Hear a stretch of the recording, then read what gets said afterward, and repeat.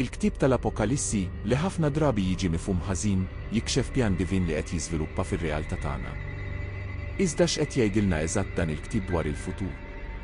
Qatt waqaft biex taħseb li l-profeziji tal-Bibja jistgħu qed iseħħu quddiem għajnejna. L-Apokalissi jiddeskrivi l-ġudizzju tal-Alla fuq l-art, avveniment kbir li jiżvolġi f'żewġ fażijiet ewlenin, is-seba' siġilli u s-seba' trombi. Din is-sekwenza ta' ġrajiet mhix sempliċement storja l bogħod minnha, iżda skript li jista' jkun qed jimmaterjalizza fi żmienna. Immaġina teatru kbir kosmiku fejn il-palk huwa d-dinja tagħna. Is-seba' siġilli huma qishom atti ta' dram divin, kull wieħed jikxef saf ġdid tal-pjan tal-Alla. Is-seba' trombi min-naħa l-oħra iħabbru ġudizzji aktar ħorox qishom il-qofol ta' din l-opra kbira. Imma għaliex Alla jażel li jiġġudika d-dinja b'dan il-mod? It-tweġiba tista' tkun fin-natura umana nnifisha. Matul l-istorja naraw ċikli ta' diżubbidjenza, bgħid minn Alla u l-konsegwenzi. L-Apokalissi jista' jitqies bħala l-quċċata ta' dan il-mudell, sejħa finali biex l-umanità ddur lejn il-ħallieq tagħha. Meta nħarsu madwarna ma nistgħux ma ninnutawx sinjali li jidhru li jirriflettu d-deskrizzjonijiet tal-Apokalissi. Konflitti globali, diżastri naturali, kriżijiet ekonomiċi jistgħu dawn ikunu l-ewwel indikazzjonijiet tas-siġilli li qed jinfetħu. Din hija mistoqsija li jistħoq ilha riflessjoni. L-aktar ħaġa li tqanqal l-interess hija li dawn il-profeziji, miktuba eluf ta' snin ilu, jidhru li jiddeskrivu b'preċiżjoni d-dinja li ngħixu fiha llum. Kif jista' jkun li test daqshekk antik jista' jkun daqshekk rilevanti għar-realtà tagħna tal-lum? Din hija waħda mir-raġunijiet għaliex l-Apokalissi jkompli jaffaxxina u jħawwat il-moħħ tal-qarrejja matul is-sekli. Għal dawk li jemmnu din il-progressjoni ta' avvenimenti mhix biss raġuni għal biża', iżda wkoll għat-tama. L-Apokalissi ma jispiċċax bil-qerda, iżda bil-weda ta' sema ġdida u art ġdida. Huwa tfakkira li għalkemm iż-żminijiet jistgħu jkunu diffiċli, hemm skop akbar għaddej. Mela, id-darba li jmiss li tara l-aħbarijiet jew tesperjenza avvenimenti li jidhru straordinarji, staqsi lilek innifsek, qegħdin naraw dawn il-profezija antiki jseħħu. L-Apokalissi jista' jkun eqreb milli naħsbu u qed jistedinna għal riflessjoni profonda dwar il-fidi tagħna u l-post tagħna f'dan il-pjan divin kbir.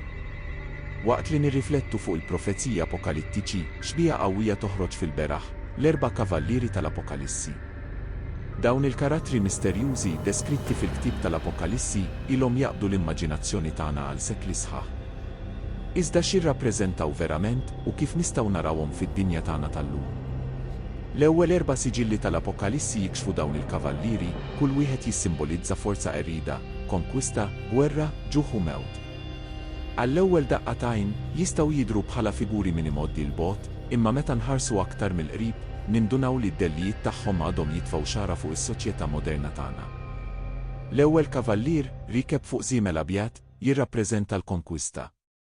Fi żminijiet tal-lum nistgħu naraw dan rifless fit-tfittxija bla waqfien għall poter u d-dominju, kemm fil-politika, fl-ekonomija jew fit-teknoloġija.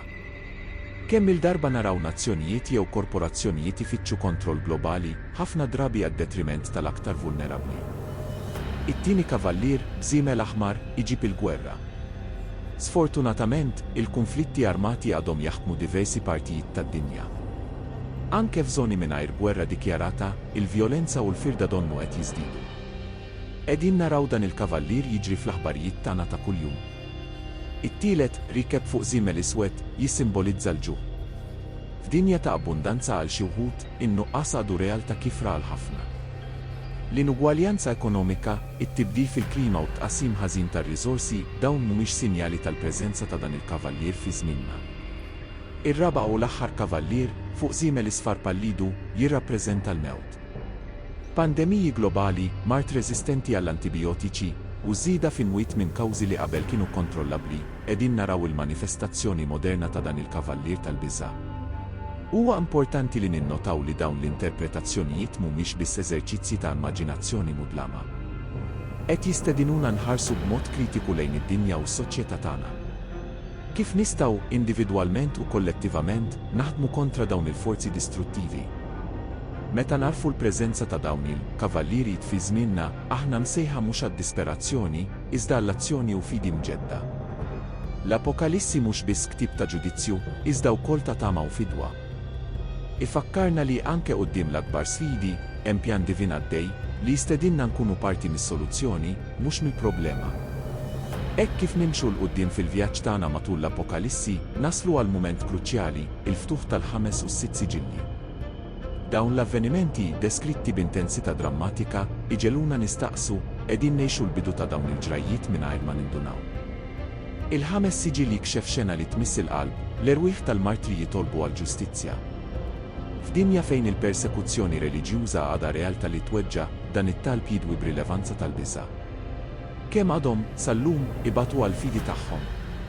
Minn komunitajiet insara fil-Lvant nofsani sa minoranzi reliġjużi f'diversi partijiet tad-dinja, il-martirju mhuwiex biss storja antika, iżda realtà kontemporanja ta' niked.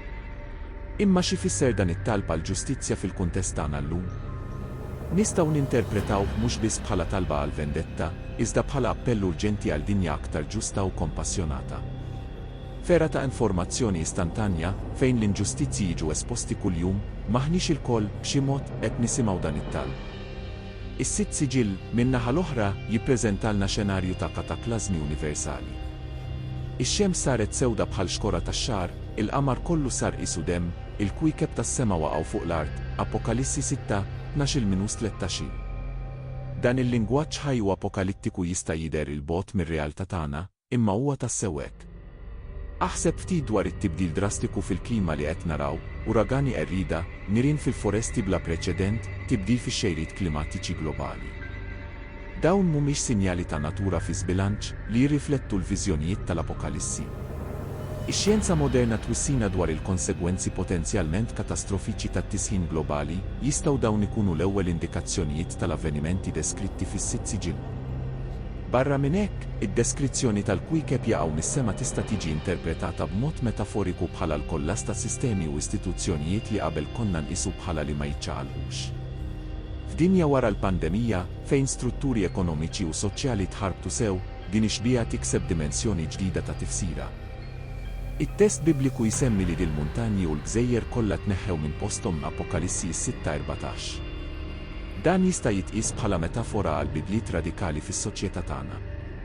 Ir-rivoluzzjoni diġitali, il-globalizzazzjoni, it-trasformazzjonijiet ġeopolitiċi, dawn il-fenomeni mhumiex qed jiċċaqilqu s-sisin tad-dinja kif konna nafuha.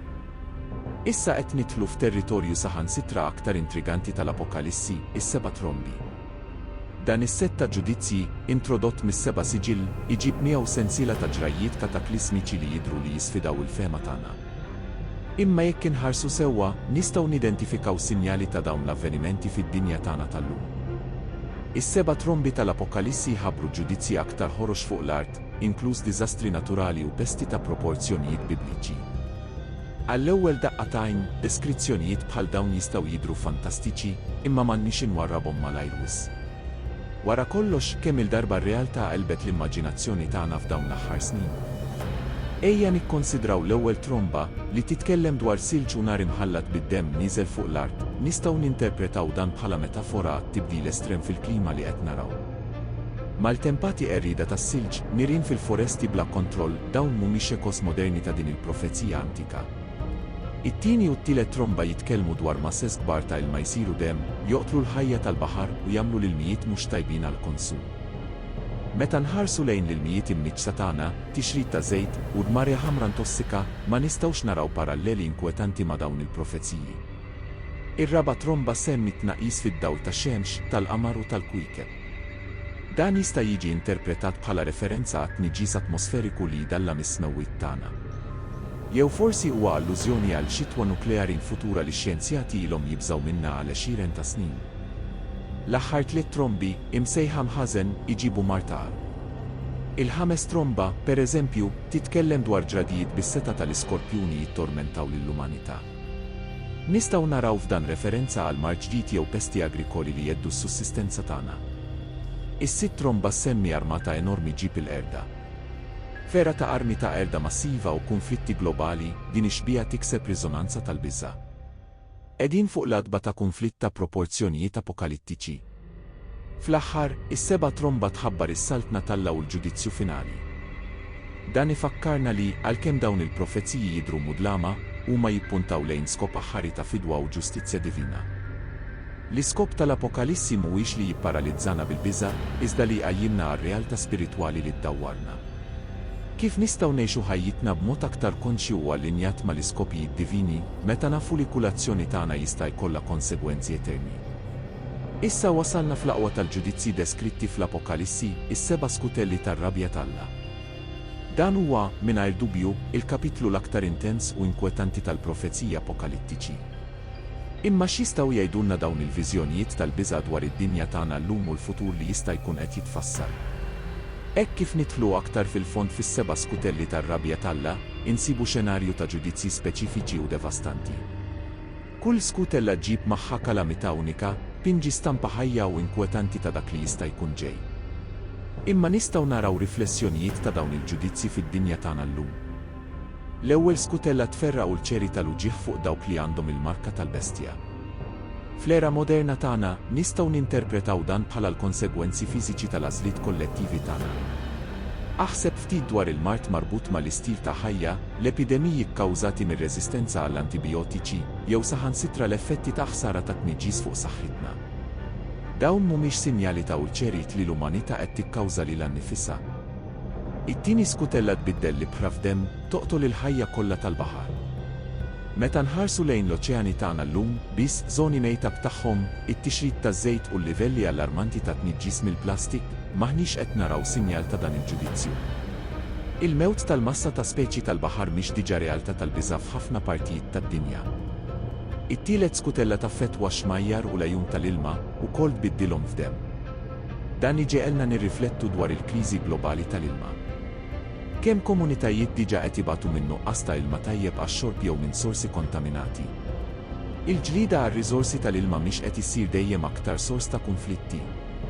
Ix-xemx taħraq tar-raba' skutella tfakkarna minnu fih fit-tibdil fil-klima.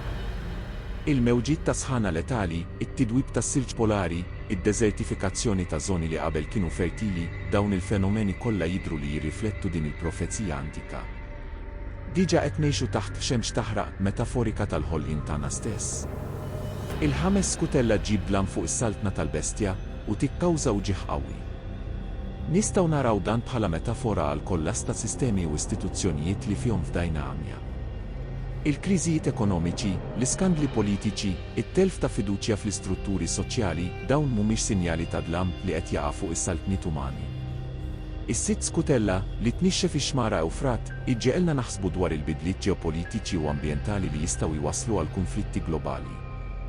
It-tilwim għar-riżorsi naturali, il-migrazzjonijiet tal-massa minħabba t-tibdil fil-klima, id-destabilizzazzjoni ta' reġjuni sħaħ, maħniex qed naraw it-tnixxif tal-fruntieri u l-ostakli li qabel kienu jidhru li ma jistgħux jinelbu. Fl-aħħar, is-seba' skutella ġġib erda finali ta' proporzjonijiet bla preċedent. Din il-viżjoni ta' kaos totali tistedinina nirriflettu, aħna mħejjija bħala individwi u bħala soċjetà biex niffaċċjaw sfidi ta' din il-kobor. Kif nistgħu nikkultivaw reżiljenza u fidi fi żminijiet ta' inċertezza li qed tikber? Quddiem il-ġudizzi ħoroġ deskritti fl-Apokalissi toħroġ realtà sorprendenti u inkwetanti, ħafna nies ikomplu jidgħu kontra Alla u jirrifjutaw li jinqu. Din ir-reazzjoni umana li tidher illoġika twassalna għal riflessjoni profonda dwar in-natura umana u s-soċjetà tagħna llum. It-test Bibliku jsemmi li n-nies ngidmu lsinhom bl-uġigħ Apokalissi l-4:10, iżda xorta m'għandhomx. Dan iġiegħelna nistaqsu sa fejn it-tbatija waħedha twassal għat trasformazzjoni. Fis-soċjetà tagħna naraw spiss li anke esperjenzi ta' uġigħ mhumiex biżżejjed biex jipprovokaw bidliet profondi u fit-tul. Din l-ostinazzjoni umana deskritta fl-Apokalissi tistedinni nħarsu l-ġewwa. Kemm il-darba aħna stess nirreżistu l-bidliet meħtieġa f'ħajjitna anke meta s-sinjali li għandna bżonn nibdlu huma ċari. Iċ-ċaħda u l-ostinazzjoni jidhru li huma karatteristiċi profondament għarqien fil-psiki umana. L-Apokalissi jiddeskrivi l-waqa ta' Babilonja, simbolu ta' sistemi korrotti u oppressivi. Fid-dinja moderna tagħna ma narawx kontinwament il-kollass ta' strutturi li deru li ma jiċċaqalqux. Aħseb ftit fir-rivoluzzjonijiet politiċi, il-waqa ta' reġimi awtoritarji, il-kollass ta' sistemi ekonomiċi inġusti. Dawn mhumiex ekos tal-waqa ta' Babilonja fi żmienna. It-telfa finali tal-forzi tal-ħażen, rappreżentati mill-bestja u l-profeta fals, fakkarna li għalkemm il-forzi tal-oppressjoni u l-għerq jidhru qawwija, m'għandhomx l-aħħar kelma. F'dinja mimlija b'aħbarijiet folots, manipulazzjoni tal-medja u mexxejja li jabbużaw mis-seta, dan il-messaġġ iġib nifsta tagħna. Kif nistgħu, fil-ħajja tagħna ta' kuljum, nirreżistu l-forzi tal-qerq u l-inġustizzja? Il-ġudizzju finali deskritt fl-Apokalissi mhuwiex biss dwar il-kastig, iżda dwar il-ġustizzja u r-restawrazzjoni. Fera fejn nitolbu għal ġustizzja soċjali, l-ugwaljanza u t-tiswija ta' żbalji storiċi, din il-viżjoni tikseb rilevanza sorprendenti. Kif nistgħu naħdmu biex noħolqu dinja aktar ġusta li tirrifletti dan l-ideal ta' ġustizzja divina? Il-viżjoni tas sema ġdida u l-art ġdida tippreżentalna futur fejn kull dema titnixxef, fejn ma jkunx hemm aktar mewt, luttu jew uġigħ. Quddiem l-isfidi globali li niffaċċjaw, din il-weda ta' tiġdid sħiħ hija profondament ta' faraġġ. Kif tista' din il-viżjoni tispirana naġixxu b'tama u determinazzjoni anke fi żminijiet diffiċli? L-Apokalissi għalhekk mhuwiex biss ktieb dwar it-tmiem, iżda dwar bidu ġdid. Jisfidana ngħixu b'tama attiva, naħdmu għal ġustizzja u t-tiġdid anke waqt li nistennew il-milja tas-saltna talla. Kif tista' din il-viżjoni tibdel il-perspettiva u l-azzjonijiet tagħna issa hawn? Il-profeziji li esplorajna mhumiex sempliċiment tbassir ta' futur il-bogħod, iżda mera għar-realtà tagħna llum u sejħa għall-azzjoni.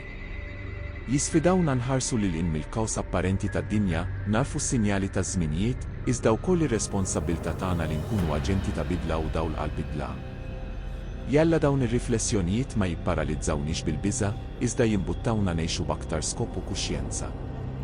L-Apokalissi fl-essenza tiegħu huwa messaġġ ta' tama, tfakkira li għalkemm iż-żminijiet jidhru mudlama, hemm pjan divin għaddej li jistedinna nipparteċipaw fil-bini ta' dinja aħjar. Jalla nġorru magħna din il-perspettiva eterna, inħalluha ssawwar l-azzjonijiet tagħna ta' kuljum u tispira lil oħrajn madwarna. Jalla l-paċi u l-erf divin jigwidawna fil-vjaġġ kontinwu tagħna ta' fidi u skoperta. Sal-laqgħa li jmiss tagħna.